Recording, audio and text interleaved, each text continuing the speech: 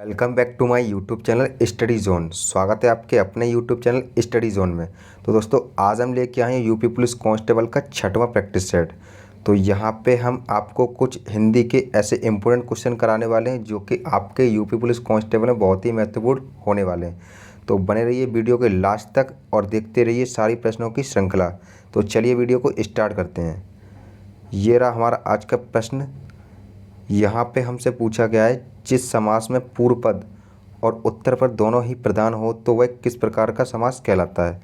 Option A बहुब्रीहि समास, option B द्विगु समास, option C तत्पुरुष समास, ऑप्शन डी द्वंद्व समास।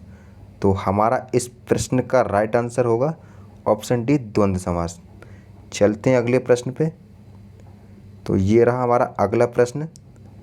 यहाँ पे हमसे पूछा गया है, नौरस हैं इस वाक्य में नौ किस प्रकार का विशेषण है। ऑप्शन ए सार्वनामिक विशेषण, ऑप्शन बी संख्यावाचक विशेषण, ऑप्शन सी गुणवाचक विशेषण, ऑप्शन डी परिमाणवाचक विशेषण। तो यहाँ पे हमारा राइट आंसर हो जाएगा ऑप्शन बी संख्यावाचक विशेषण। चलते हैं अपने अगले प्रश्न पे। तो यहाँ पे हमसे पूछा गया है, जितेंद्रिय का सही संधि विच्छेद कौन सा है। ऑप्शन ए जीत प्लस इंद्रिय, ऑप्शन बी जिते प्लस द्रिय, ऑप्शन सी जित प्लस इंद्रिय, ऑप्शन डी जिते प्लस इंद्रिय। तो यहाँ पे हमारा राइट आंसर हो जाएगा ऑप्शन सी जित प्लस इंद्रिय। अगले प्रश्न पे आ जाते हैं।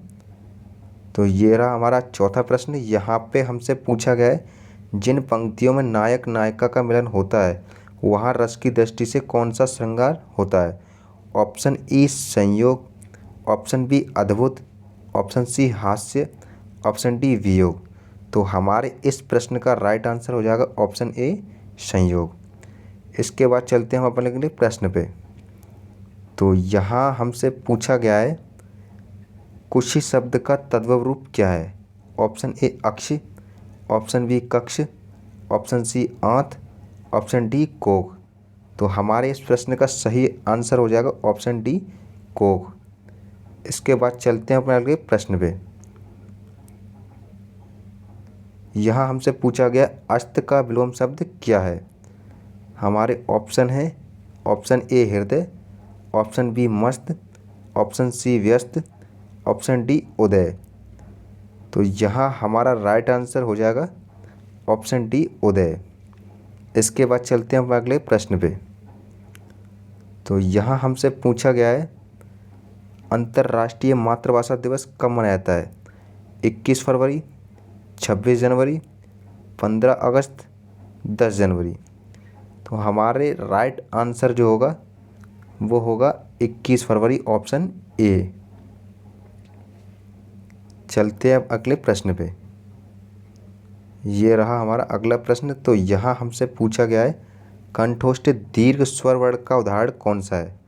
ऑप्शन ए, ऑप्शन बी ओ, ऑप्शन सी री, ऑप्शन डी ऊ। तो यहाँ पे हमारा राइट आंसर हो जाएगा ऑप्शन बी ओ।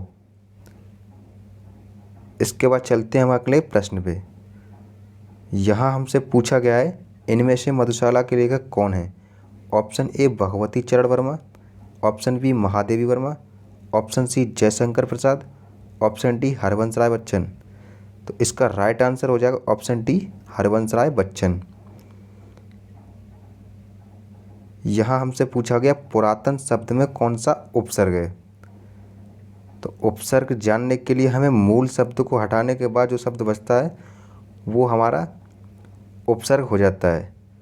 जैसे कि यहाँ पे पुरातन की अगर बात हम करें तो यहाँ पुरा धन तन। तो यहाँ पे हमारा राइट आंसर हो जाएगा ऑप्शन सी पुरा। चलते हैं अगले प्रश्न पे। प्यारे दोस्तों, आप सब अवश्य आइए, इस वाक्य में कौन सा कारक है। ऑप्शन ए अधिकरण कारक, ऑप्शन बी अपादान कारक, ऑप्शन सी संबंध कारक, ऑप्शन डी संबोधन कारक। तो यहाँ हमारे प्रश्न का राइट आंसर हो जाता है ऑप्शन डी संबोधन कारक। इसके बाद चलते हैं हम अगले प्रश्न पे। कुलीन शब्द में कौन सा प्रत्यय है? ऑप्शन ए ईन, ऑप्शन बी न, ऑप्शन सी लीन, ऑप्शन डी कुल। तो यहाँ पे हमारा राइट आंसर हो जाएगा ऑप्शन ए ईन। इसके बाद चलते हैं अगले प्रश्न पे। यहाँ पे हमसे पूछा गया है सही वर्तनी वाला शब्द कौन सा है? ऑप्शन ए परामर्श, ऑप्शन बी परामर्श, ऑप्शन सी परामर्श, ऑप्शन डी परामर्श। तो हमारे इस प्रश्न का राइट आंसर हो जाएगा ऑप्शन बी परामर्श। इसके बाद चलते हैं अपने अगले प्रश्न पे। यहाँ पे हमसे पूछा गया है इनमें से कौन सा शब्द उपस्थित का पर्यायवाची शब्द नहीं है? ऑप्शन ए प्रस्तुत, ऑप्शन बी विद्वान, ऑप्शन सी तैयार, ऑप्शन डी हाजिर। तो इसका राइट आंसर हो जाएगा ऑप्शन सी तैयार। चलते हैं हम अगले प्रश्न पे। तो यहाँ पे हमसे पूछा गया है तार तार करना मुहावरे का अर्थ क्या है? हमारे ऑप्शन कुछ इस प्रकार हैं। पहला ऑप्शन धज्जियाँ उड़ाना, दूसरा ऑप्शन मंत्र जपना, तीसरा ऑप्शन ध्यान रख करना, चौथा ऑप्शन खुश होना। तो इसका राइट आंसर हो जाएगा ऑप्शन ए धज्जियाँ उड़ाना। इसके बाद चलते हैं हम अपने अगले प्रश्न पे। तो यहाँ हमसे पूछा गया इनमें से कौन सी भाषा भारतीय संविधान की 8वीं अनुसूची में शामिल नहीं है? Option A Manipuri, option B Bhojpuri, option C Santhali, option D Marathi. तो यहाँ पे हमारा राइट आंसर हो जाएगा ऑप्शन बी भोजपुरी। इसके बाद चलते हैं अब अपने अगले प्रश्न पे। यहाँ हमसे पूछा गया है मैं खाना खा चुका था, इस वाक्य में कौन सा भूतकालिक भेद है? ऑप्शन ए पूर्ण भूतकाल, ऑप्शन सी सामान्य भूतकाल, ऑप्शन बी आसन्न भूतकाल, ऑप्शन डी संदिग्ध भूतकाल। तो यहाँ पे हमारा राइट आंसर हो जाएगा ऑप्शन ए पूर्ण भूतकाल। चलते हैं अपने अगले प्रश्न पे।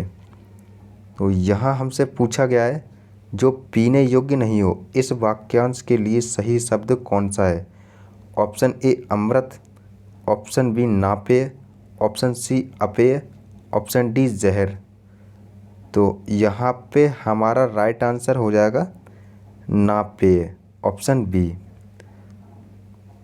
पेय को बोलते हम पीने योग्य पदार्थ, और यहीं पे अगर नापेय की बात करें तो ये हो जाता है जो पीने योग्य ना हो। चलते हैं अपने अगले प्रश्न पे। ऊँट के मुंह में जीरा, इस लोकोक्ति का अर्थ क्या है? ऑप्शन ए पसंदीदा चीज़ खाना, ऑप्शन बी जहरीला पदार्थ, ऑप्शन सी अजीब, ऑप्शन डी अत्यंत कम। तो यहाँ पे इसका राइट आंसर हो जाएगा ऑप्शन डी अत्यंत कम। चलते हैं अपने अगले प्रश्न पे। यहाँ पे हमसे पूछा गया है देश भर में कोरोना का प्रकोप जारी है, किस प्रकार के क्रिया विशेषण का प्रयोग हुआ है?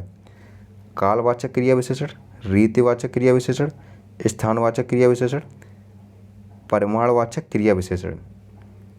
तो यहाँ पे हमारा राइट आंसर हो जाएगा ऑप्शन सी स्थानवाचक। इसके बाद चलते हैं अपने अगले प्रश्न पे। यहाँ हमसे पूछा गया ताजमहल कहाँ है, यह किस प्रकार का वाक्य है?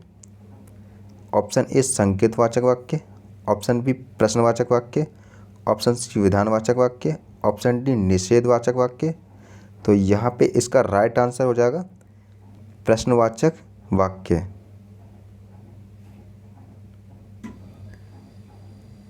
चलते हैं अपने अगले प्रश्न पे।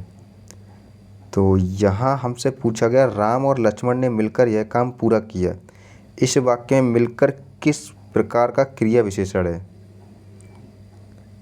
तो यहाँ पे ऑप्शन दिया कालवाचक क्रिया विशेषण, परिमाणवाचक क्रिया विशेषण, रीतिवाचक क्रिया विशेषण, स्थानवाचक क्रिया विशेषण। तो यहाँ पे हमारा राइट आंसर हो जाएगा ऑप्शन सी रीतिवाचक क्रिया विशेषण। इसके बाद चलते हैं अपने अगले प्रश्न पे। इनमें से कौन सा शब्द हर्ष का विलोम है? ऑप्शन ए हास, ऑप्शन बी अवसाद, ऑप्शन सी शोक, ऑप्शन डी क्रोध। तो इसका राइट आंसर हो जाएगा ऑप्शन सी शोक। चलते हैं अपने अगले प्रश्न पे।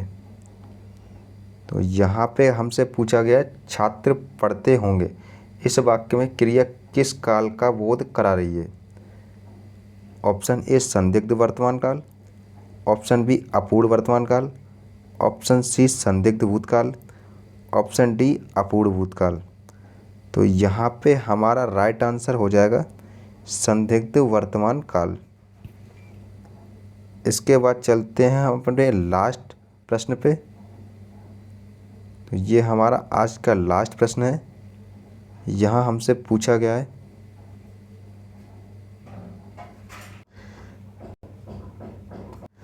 तीसरा विश्व हिंदी सम्मेलन कहाँ संपन्न हुआ था।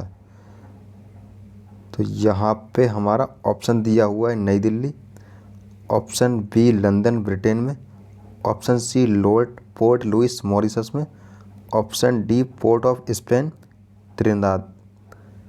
तो यहाँ पे हमारा इसका राइट आंसर हो जाएगा option C Port Louis Mauritius. तो दोस्तों ये थी हमारे 25 प्रश्नों की श्रृंखला। आपने इन 25 प्रश्नों में से कितने प्रश्नों का सही जवाब दिया आप कमेंट के माध्यम से ज़रूर बताएं। और अगर वीडियो आपको पसंद आई तो चैनल को सब्सक्राइब करें और वीडियो को लाइक करें। तो thanks for watching this video.